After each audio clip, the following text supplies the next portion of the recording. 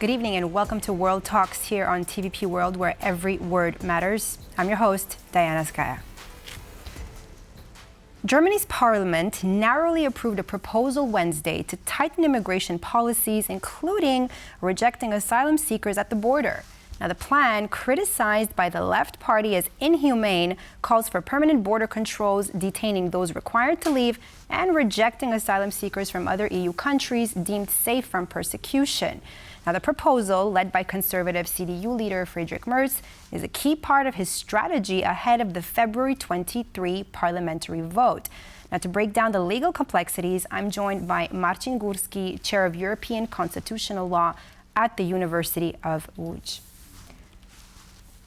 Good evening, and good evening, ladies and gentlemen. It is a pleasure joining you. Good evening, Marcin. Thanks so much for being with us here this evening. So let's start it with this. I mean, what are the key elements exactly of this new immigration proposal that the German parliament adopted? And I mean, what is the significance of this policy change for Germany's broader immigration strategy? Let's first name perhaps the key elements of this parliamentary resolution shaping the new immigration agenda proposed by the Christian Democrats.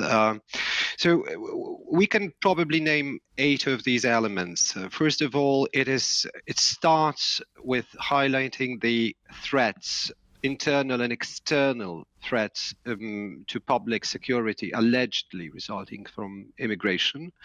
Secondly, it is the critique of existing EU legislation as well as the policies of both other EU member states and the German government, the one that is still there. Thirdly, that would be implementing permanent border controls. The fourth element is preventing illegal entry of aliens, even if they apply for international protection. So rejecting applications for international protections if one is attempting to enter the territory of Germany illegally, as it is called in this document. Also, the extensive use of detention, and it is explicitly named in that way. They call upon the government to use this instrument in a more extensive way, increasing number of deportations, which you can call, if you will, the Trumpization of the migration policy of Germany, detaining people for indefinite period if they are defined as what it's called here, criminals and dangerous persons, and if they are obliged to leave the country. And again, that's something which is called euphemistically applying national law as a matter of priority if European regulations do not work, which is basically accepting the possibility of violating EU law. Don't we see here, though, I mean, issues about human rights implications? I mean, from a lot of the things that you just mentioned here, I mean, are we really talking about every single person here being a criminal? That's the language of this document, and it definitely, it definitely sounds dangerous. But as matters stand, all that we have is a parliamentary resolution presenting the agenda and calling upon the government to implement it without delay. So we must be aware that the new policy, if it is implemented, obviously, it will impact the EU law on migration and asylum, and it will impact also the broader international human rights legal framework, right? But it will also be that the new German policy will have to fit this broader international and EU legal framework. So I would say I am Marcin, concerned about the human rights issues, but not panicked yet. Let me interrupt you right there. There's something that you just said, and I wanted to ask you there. How in fact is this? I mean, Germany's new border control is going to be, I mean, compatible with EU migration policy in general? Perfect question. So first of all, the basic question must rather and may rather be whether the EU Migration and Asylum Pact needs to be reshaped. But as matters stand legally speaking, rejecting applications for international protection due to the fact that one is defined as a person attempting to enter the territory of Germany illegally is incompatible with EU law, because if you try to enter the territory of the fear of persecution and you apply for international protection, your entry is by definition legal. The same conclusion applies to endless, indefinite detention of aliens decided to leave the country. Or so there are concerns regarding the compatibility of this new agenda, of this new set of instruments, if they are implemented with EU law. Marcin, would you say that this is Merz's tougher stance on immigration, a strategic move to counter the AfD's influence? Definitely, the same dynamics can be observed in Poland. That the leading party or in Germany, the party that is going probably to lead the country, according to the opinion polls, is trying to steal the political fuel from the far right. And obviously, the side effect of that may be that some more liberal centrist voters will shift their support for, let's say, the Greens or the SPD.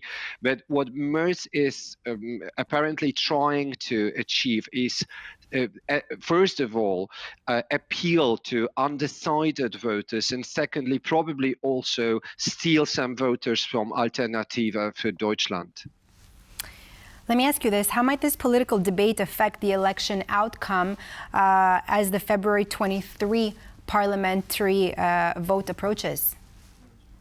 Well, logically, that would probably result in some voters deciding not to support CDU, CSU, and shift their votes to SPD or the Greens. And probably it will also retain some voters or mobilize voters who are not decided yet to support a CDU, CSU. So it sounds like and I'm saying that, hesitantly, it sounds like a logical move by Friedrich Merz.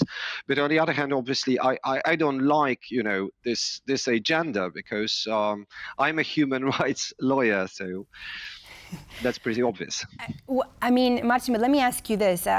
How feasible is this actually going to be? I mean, I'm sure it's going to, protests are going to erupt. You can talk about students are going to be out on the streets. How feasible is this? And do you think that it could be overturned?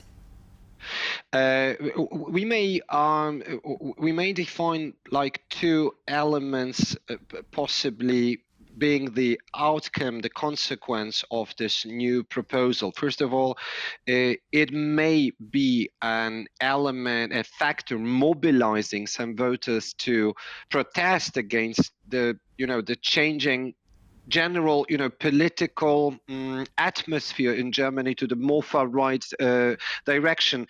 And secondly, it will also probably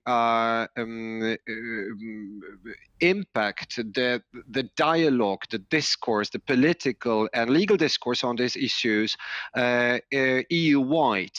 This is another important EU politician who names these concerns, and it directly responds to the fears of the German society.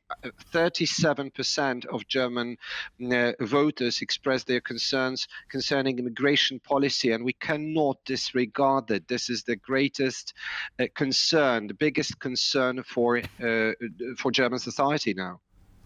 Marcin, what about German businesses and the labor sector? How are they going to respond to this? I mean, how is the government going to balance that important, I would say, aspect out? A lot of also of what you mentioned in the beginning, that Trump is also going to have to.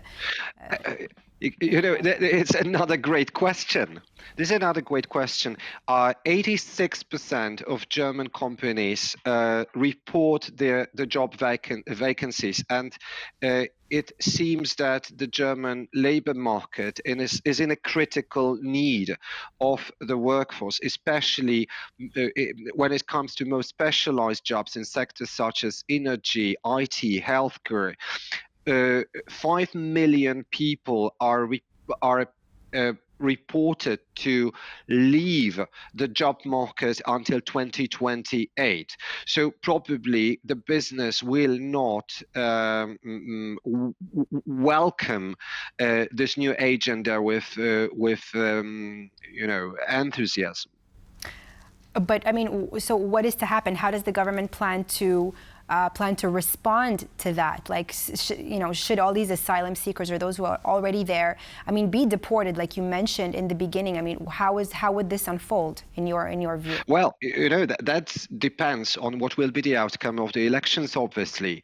Now the situation is that we have the CDU-CSU on the lead. Then we have the growing popularity of AfD, which Merz is trying to stop. And then we have SPD and the Greens with similar, support in the opinion polls. So the answer to this question and the nuances of this new policy will largely depend on the outcome of the incoming German elections.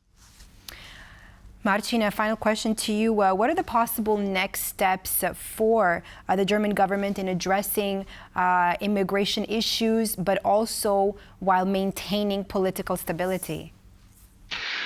Well, first of all, if they really want to implement this agenda, they have to be aware that they have very strong judiciary, independent and devoted to human rights issues, including the German constitution called the Bundesverfassungsgericht. So they have to reconcile this. They have to find allies across Europe to basically reformulate the newly adopted EU Migration and Asylum Pact. And that's on one, so that's like an external element other than the basic problem of the support of the society. And on the other hand, if you implement this policy and you don't have amazing results, fantastic results immediately, people will realize that simply populism is not the answer to the threats bothering the German society. So it is going to be very tough for any future government we are going to have in Germany. Thank you so much for your insights. Marcin Górski, Chair of European Constitutional Law at the University of Łódź. It was a pleasure having you on TVP World. Thank you so much. Have a good evening. Thanks for watching World Talks here on TVP World. Don't go away. Up next, another interview with a special guest. Stay tuned.